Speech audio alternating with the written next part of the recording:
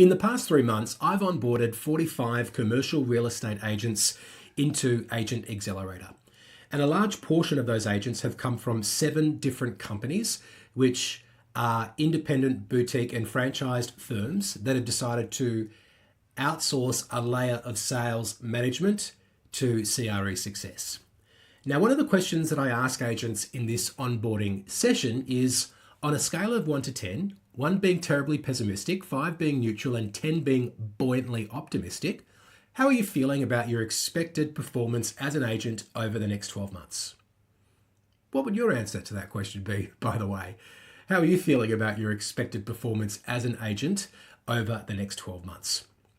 Today, I want to talk about what I've learnt from the responses that I get to that question, and I'll share a little bit more context around how we follow up to that question. And I want to share what the answer that you have given and what the answer that you would potentially get from people in your business means for you in 2026.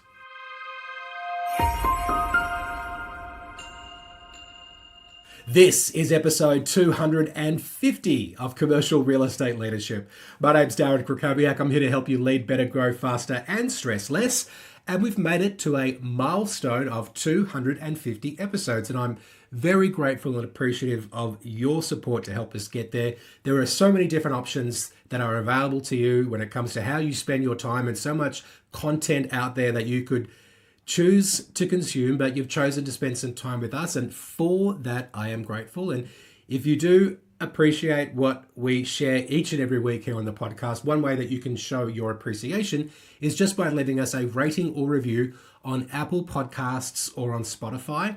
I don't use Spotify. I'm more of an Apple Podcast user, but I did jump on Spotify just to see how the podcast is doing in terms of views, and in terms, we've got videos up there now, and in terms of listens, and they've got some interesting statistics around like how many people see the episode versus how many people say they're interested versus how many people actually consume it, to give you some benchmarks. And there are also reviews and ratings just like there are on Apple Podcasts. And I saw that we have some ratings on Spotify, and I want to say a quick shout out to you if you've left us one of those, because we do appreciate it. So at the top of today's episode, I mentioned the question that I ask at the start of the onboarding sessions that I have with commercial real estate agents inside cresuccess Agent Accelerator. It's about how they are feeling about their expected performance as a commercial real estate agent over the next 12 months. Now, after I get the score, I then ask a follow-up question. And the follow-up question is, what's driving that score, right? Like, what is the reason why you've given me a 6 out of 10 in terms of how you're feeling about your performance over the next 12 months? What's the reason why you've given me an 8 or a 9? And the answer to that question, like the reason or what is driving or what is behind that score, I generally put into 2 buckets, 2 categories. There are internal factors and there are external factors.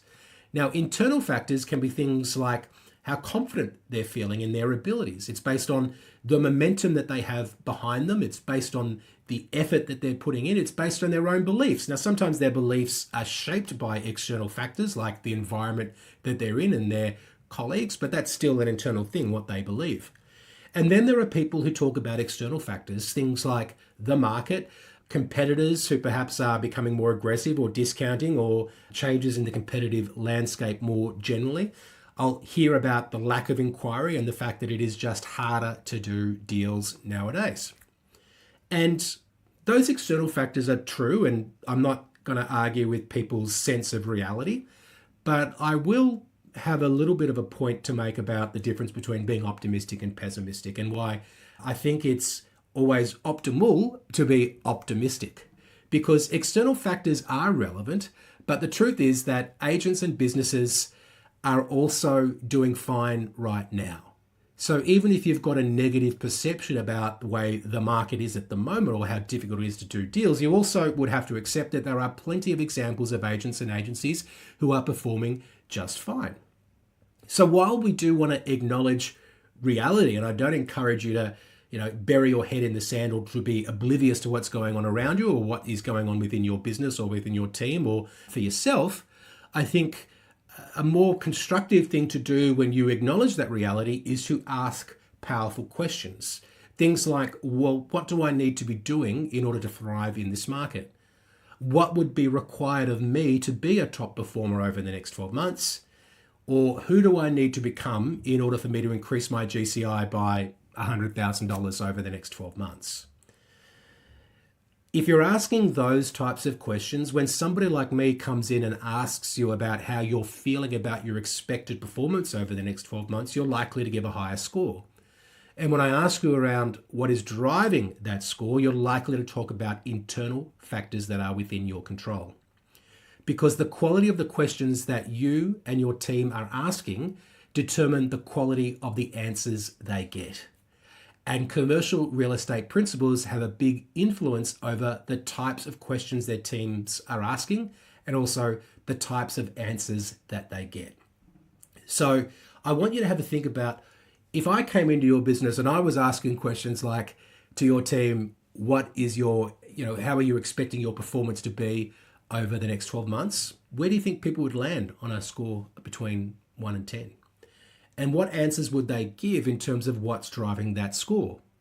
Because while some commercial real estate principals call themselves CEOs, one way that you can think of yourself is as a CAO, and that is the Chief Attitude Officer, because your attitude is reflected in your business.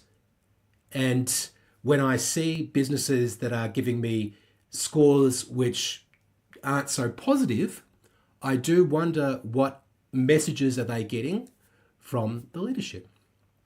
And if they are blaming external factors rather than giving me reasons that are within their control, then I also wonder if the leaders in the business are equipping them to take responsibility for and to be in control of their own performance.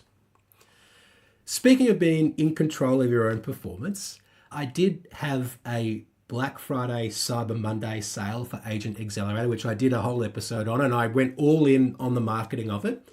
And I thought it would be appropriate to share the results from that promotion. When I say I went all in, I not only did a whole episode of this program on it, we did plenty of email marketing. I shared a number of posts on platforms like LinkedIn. I even went and spent money on meta ads, which I don't usually do. Hundreds of dollars in ads.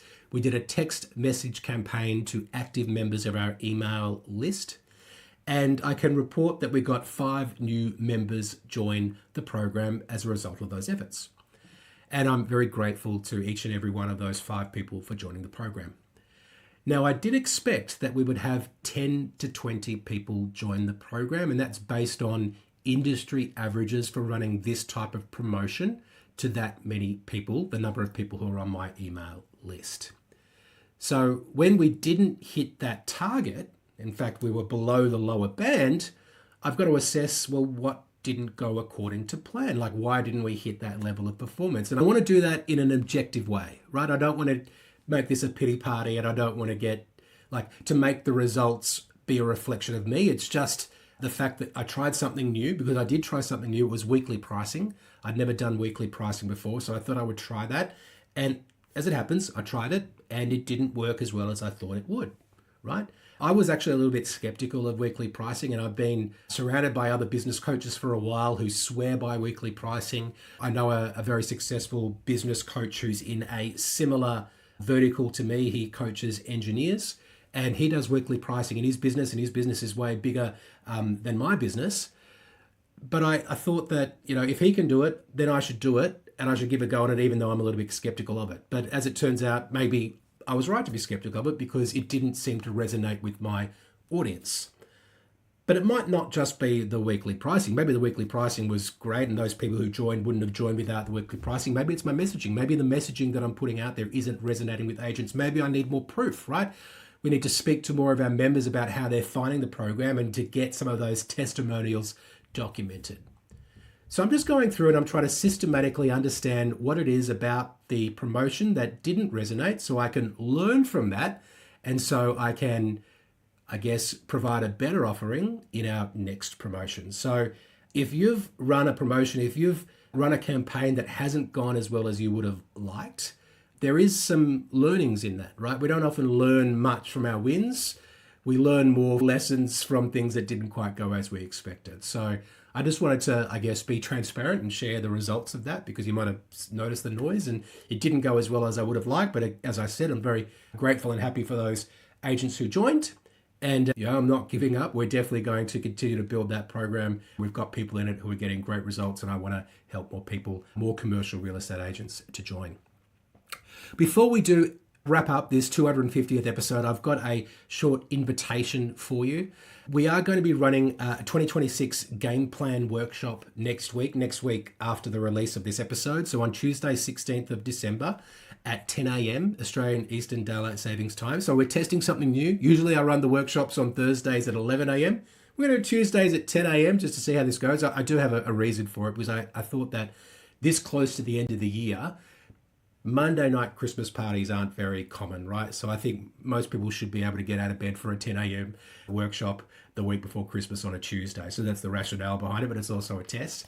And this workshop is really for commercial real estate agents who are stuck below $500,000 of GCI, who want to create a breakthrough plan in 2026. Because I think that can be the difference between breaking through or plateauing. It's about having a plan that connects you with what you want to earn, the ways that you need to develop yourself, and what freedom looks like for you. So this workshop is really, it's a no fluff, no vibrations or anything like that. It's just the framework that's helping our Agent Accelerator members add more revenue to their pipeline. It's the 2026 Game Plan Workshop. It's happening on Tuesday, the 16th of December at 10 a.m. Australian Eastern Daylight Savings Time. What did I just say? 10 a.m. Melbourne, Sydney time. That's easier. If you want to join us for that, go to cresuccess.co/gameplan. It's $50 to attend, but I'm putting a CRE Success guarantee that if you don't walk away from the live workshop with complete clarity around what it is that you need to do to improve your performance and increase your earnings in 2026, I'll give you your money back. All right, so give it a go. $50 to join us for this 2026 Game Plan Workshop, the same framework that I use to onboard our agents into the Agent Accelerator program. You can experience it for yourself by going to cresuccess.co/gameplan. All the details are there. For our 250th episode, that's all we've got for you today. Thank you so much for listening. I will speak to you soon.